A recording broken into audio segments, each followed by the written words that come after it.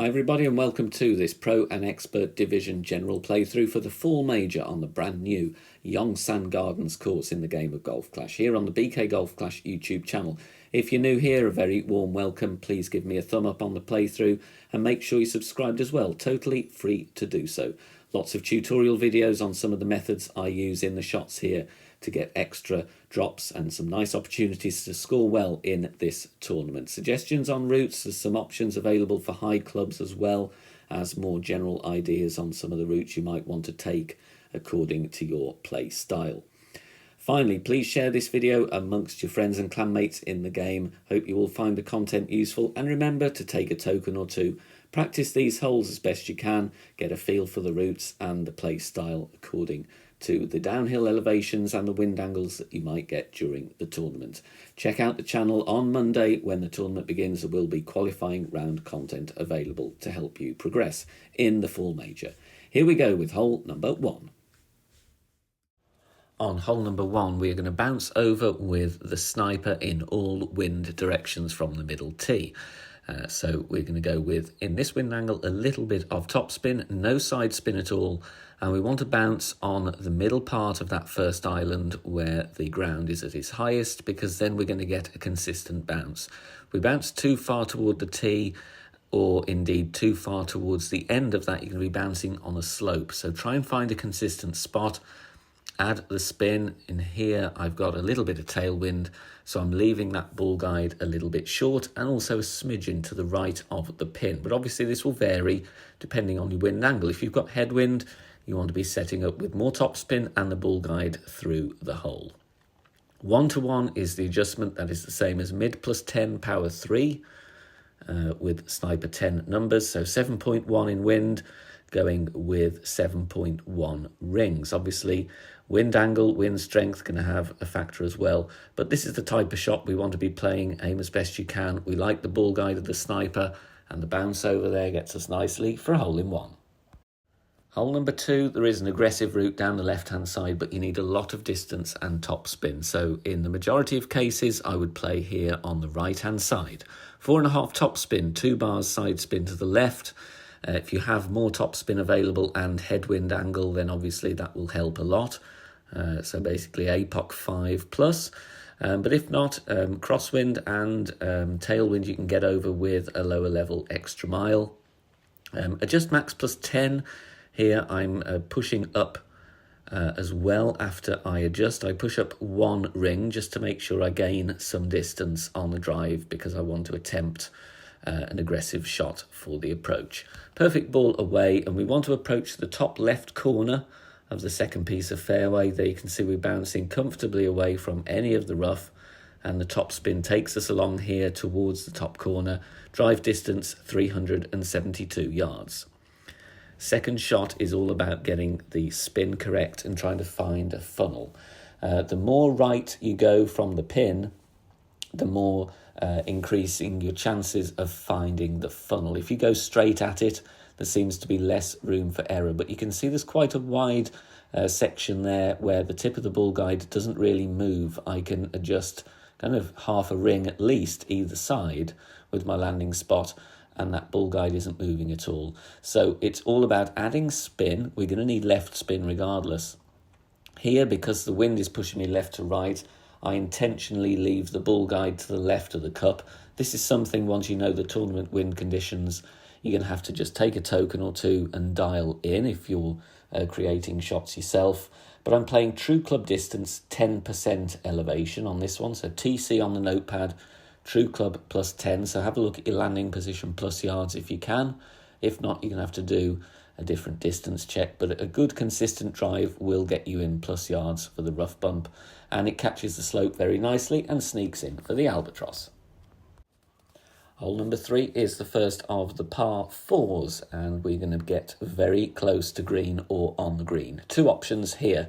You can play left side or you can play right side, but to get to Endbringer range, I like this spot on the left, and it's going to be a second bounce in the rough and then roll out using the top spin. So I've got my top spin on, little bit of side spin to the left, aiming with that second bounce nicely in the middle of the rough, because the wind will push us towards the left-hand edge. So we're taking that into consideration. pushing my rings to adjust, max plus 10, no curl, but obviously we want to hit perfect. This is a bit of a precision shot, but it sets up a lovely shot with the end bringer. If you don't fancy this, you can lay up on the right, or you can lay up shorter on the left. You've got a thorn either way to the pin, depending on the wind angle, but there you can play end bringer school, normal elevation with no spin. Now, if you've got high level APOC and a power 5 ball and a good wind angle, you can go to green. So here is an example of that. 4.5 backspin, 2 bars left spin with a luminary or a berserker. It doesn't have to be a luminary, but it helps to keep the wind to a controllable amount. Setting up here with the blue ring touching the rough at power 5 max. Don't worry about the ball guide. This is one you need to take a token or two because, like I said, you've got no ball guide reference really, because we're going to adjust max plus 10, push back up, and here let's have a look at how much I push up. I'm going up 5 yards total. Don't want to push up to max because then you will go into the water. So 5 yard push up, about 2 ball curl to the left, and it's a max over power shot but a slower needle because we're not at max distance of club. And you can see we bounce nicely on the fairway, second bounce on the fairway over the water, and we're leaving ourselves a very makeable putt for the eagle. If you've got more side spin, of course, that will get you even closer, but a very important hole to eagle.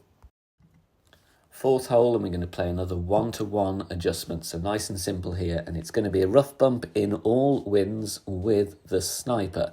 As you can see, I'm adding spin. We need a side spin 3 ball, so it's going to be 3 left spin and top spin or back spin depending on the wind angle, but I want to first bounce into the rough and then get the ball to roll down the green into the hole.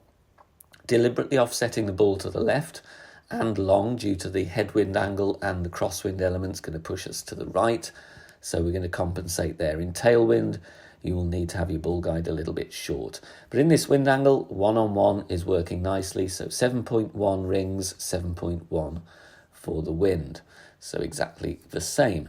Might need to adjust differently in different wind angles, may well need more if you've got direct headwind. But either way, the rough bump and a side spin 3 ball is the way to go for the hole in one. I'm going to show you 2 routes here on hole number 5, so you are spoilt for choice, but either one of them you're going to end up needing the eagle. Regardless of wind direction, you've got to get an eagle here. In tailwind, we're going with top spin and right spin, and I would recommend you play for the furthermost island in the lake. You can go down the right-hand side, but the trees are going to be in the way, and really we want a nice, easy eagle. So stretching out to find my position, I've added my spin. I like the Titan here. It gives me an extra bit of wind push if you're playing in pro. In expert, you probably want to keep the wind between 7 and 9, so I'd go with a Kingmaker. Max plus 10. Then I'm going to push up 2.5 rings based on what I was stretching out to find my landing spot. And I'm going with half wall curl to the right just to bring myself in nicely towards the green. We bounce comfortably on the middle of the pad or thereabouts, not risking the edges of the water. And we are getting almost to the fringe for a very easy chip. Now, if you've got headwind though, you can still make it to the green. You will need a driver with topspin. In my instance here, it's going to be Thor's Hammer level 6. You could use the big topper if you've got a lower count, but I would recommend you go with a higher powered ball. Otherwise, you will need overpower, and it's never good to be overpowering the big topper. So adding spin, bouncing on the edge of the middle pad, once again adjusting max plus 10, takes me into overpower, so I'm going to add 1 or 2 rings on to what I'm adjusting into, depending on my club, because we also adjust down to a lower point. So make sure you've got enough overpower on this one. 3 rings, still going to be fine to hit perfect. Minor great left, minor great right, both fine with this club. And the topspin takes us very nicely, comfortably into wedge range. So we've got to get an eagle, regardless of the wind, on hole number 5. Hole number 6, it's difficult to see where we're going to play at first here, but I've got a very nice route with a sneaky patch of fairway that isn't immediately obvious. I would suggest you go on the right-hand side, bounce over the small body of water. With 4.5 topspin, use the extra mile or the APOC or the Thor's Hammer, whichever gives you the distance, so that you don't need to overpower it, but you can still, of course, reach over without needing too much topspin. Max plus 10 is the adjustment on this one. If you've got more topspin with headwind, that will be useful, but we don't want to roll too far. This is all about reaching a specific point, or indeed an area, on the next fairway. And you'll see my drive distance come up on the screen in just a second. We're around 364 yards, and that's going to be absolutely fine. We want to play onto this narrow strip of fairway that is hidden amongst those beautifully coloured trees there with our sniper. So I'm adding backspin and left spin. If you're playing with a kingmaker, you can go with 3 bars of left spin, which helps, but 2 will suffice if you want to keep with a Titan. And here I would recommend you play true club distance, 20% elevation in this crosswind angle. May need 10 or 15 in different wind angles, but the crosswind pushes the ball a fair amount. The good thing about this route is because we're using the wood club, the ball trajectory is quite high, and you are not going to clip the tree unless you've gone badly wayward on your drive. So for the consistent drive, you can see I'm nowhere near the trees. I'm sailing over the top of them, not going to clip any leaves or branches, and we're just missing this to the left-hand side. So true club distance, 20% will be my recommendation on the approach. Hole number 7, another excellent opportunity to get on the green in one, and you are going to see some hole-in-ones on this one as well, I guarantee it.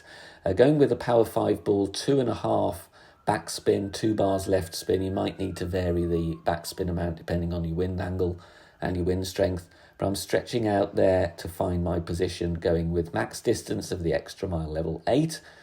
APOC is good here as well, of course. I'm adjusting max and I'm adjusting 10% elevation, pushing the rings because otherwise the trees will be in the way.